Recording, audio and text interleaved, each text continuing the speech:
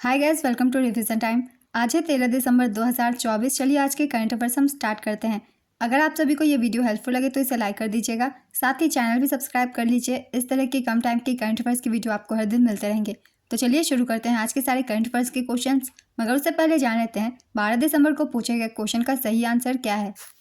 Chilli की राजधानी क्या है? Option A Santiago, option B Harare, option C Haiti, option D Manila. इसका सही आंसर है ऑप्शन ए सैंटियागो। चलिए अब आज के करंट अफेयर्स हम स्टार्ट करते हैं। क्वेश्चन नंबर 1, हाल ही में चौथी मेकांग गंगा धम यात्रा किस देश से शुरू हुई है जो भारत पहुंची है?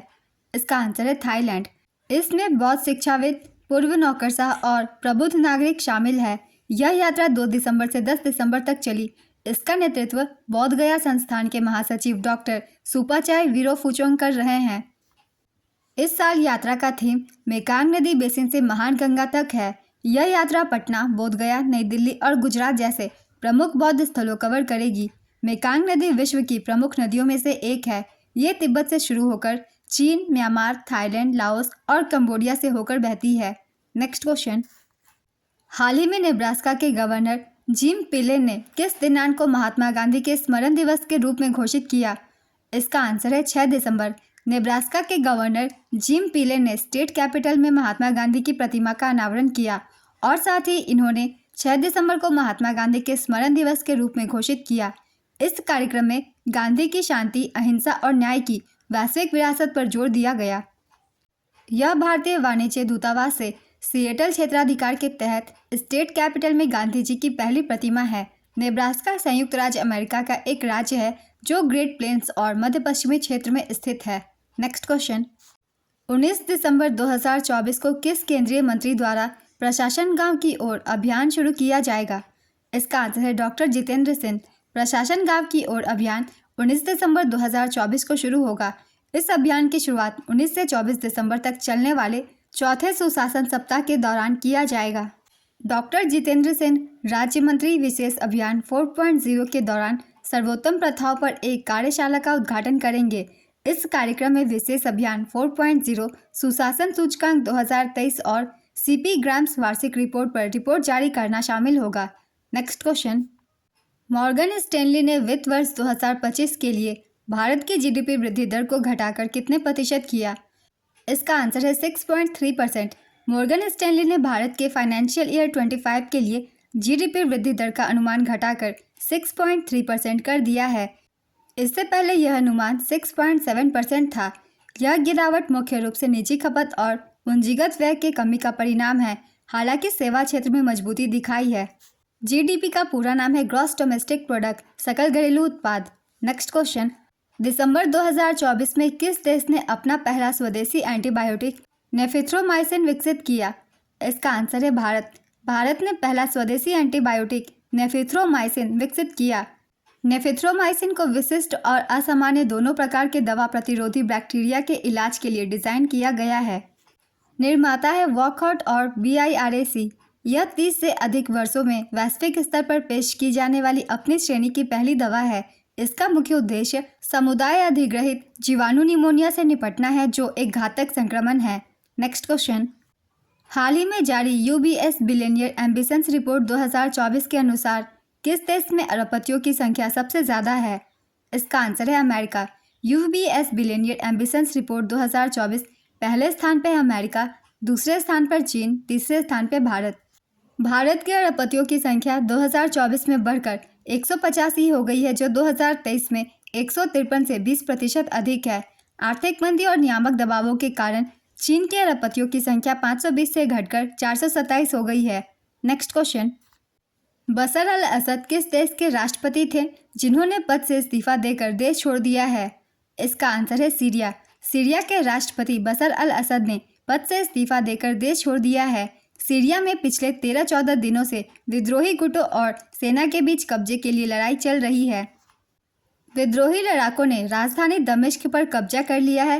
राष्ट्रपति असद ने देश छोड़ने के बाद राजधानी दमिश्क में मौजूद उनके आवास में सीरियाई नागरिक घुस गए हैं। असद के सत्ता से हटने के साथ ही सीरिया में करीब 54 साल लंबे असद परिवार के शासन का अंत हो गया। बशर के पिता हाफिज अल असद 1971 में सीरिया के राष्ट्रपति बने थे और अगले 29 सालों तक देश के राष्ट्रपति रहे थे। बशर अल असद सन 2000 से सीरिया के राष्ट्रपति थे। सीरिया के बारे में कुछ इंपॉर्टेंट पॉइंट्स है। यह इजराइल तथा इराक के बीच स्थित है। इसकी राजधानी दमिश्क है। मुद्रा सीरियाई पाउंड। अप्रैल 1946 में इसे फ्रांस से स्वतंत्रता मिली थी। नेक्स्ट क्वेश्चन, भारत का पहला हाइपरलूप टेस्ट ट्रैक कहाँ बनकर तैयार हुआ?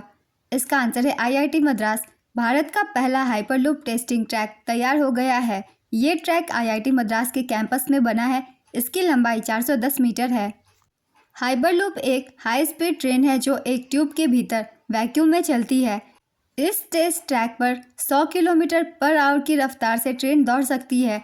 अब लंबे ट्रैक पर 600 किलोमीटर प्रति घंटे की रफ्तार से हाइपरलूप का टेस्ट किया जाएगा। IIT मद्रास के इस प्रोजेक्ट में 76 छात्र काम कर रहे हैं।